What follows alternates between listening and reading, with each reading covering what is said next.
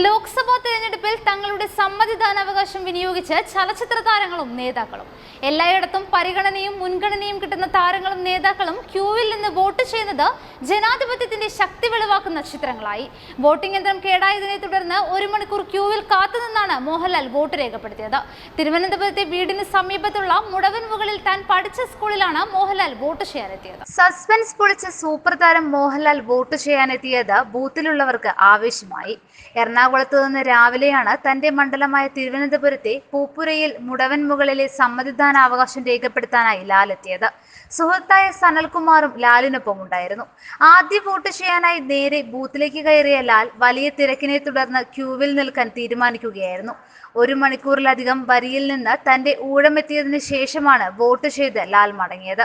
കഴിഞ്ഞ ദിവസം തൃശൂരിലെ NDA സ്ഥാനാർത്ഥി സുരേഷ് ഗോപി ലാലിനെ സന്ദർശിക്കാനെത്തിയപ്പോൾ വോട്ട് ചെയ്യാൻ പോകുമോ എന്ന മാധ്യമപ്രവർത്തകരുടെ ചോദ്യത്തിന് അതൊന്നും ഇപ്പോൾ പറയാനാകില്ലെന്നും സസ്പെൻസായി ഇരിക്കട്ടെ എന്നുമാണ് ലാൽ പ്രതികരിച്ചത്. വെള്ള ഷർട്ടും ജീൻസുമായി മോഹൻലാൽ എത്തിയപ്പോൾ ആദ്യം വോട്ടർമാർക്ക് വിശ്വാസം വന്നില്ല. ആദ്യം ആർപ്പ് വിളിച്ചെങ്കിലും പോളിംഗ് കേന്ദ്രമല്ലേ എന്ന് തിരിച്ചറിഞ്ഞതോടെ എല്ലാവരും അച്ചടക്കത്തോടെ ക്യൂവിൽ കയറി നിൽക്കുകയായിരുന്നു. ശക്തമായ ത്രികോണ മത്സരം നടക്കുന്ന തിരുവനന്തപുരത്ത് നേമം, വട്ടിയൂർക്കാവ് ഉൾപ്പെടെയുള്ള പ്രദേശങ്ങളിൽ UDFും BJPയും LDFും തമ്മിൽ പൊരിഞ്ഞ പോരാട്ടമാണ് നടക്കുന്നത്. തൃശൂരിൽ നിന്ന് മത്സരിക്കുന്ന BJP MPയും താരവുമായ സുരേഷ് ഗോപിയും എറണാകുളത്തെ LDF സ്ഥാനാർത്ഥി P രാജീവ്, BJP സ്ഥാനാർത്ഥി അൽഫോൻസ് കണ്ണന്താനം എന്നിവർ ഇന്നലെ മോഹൻലാലിനെ കാണാനെത്തിയിരുന്നു.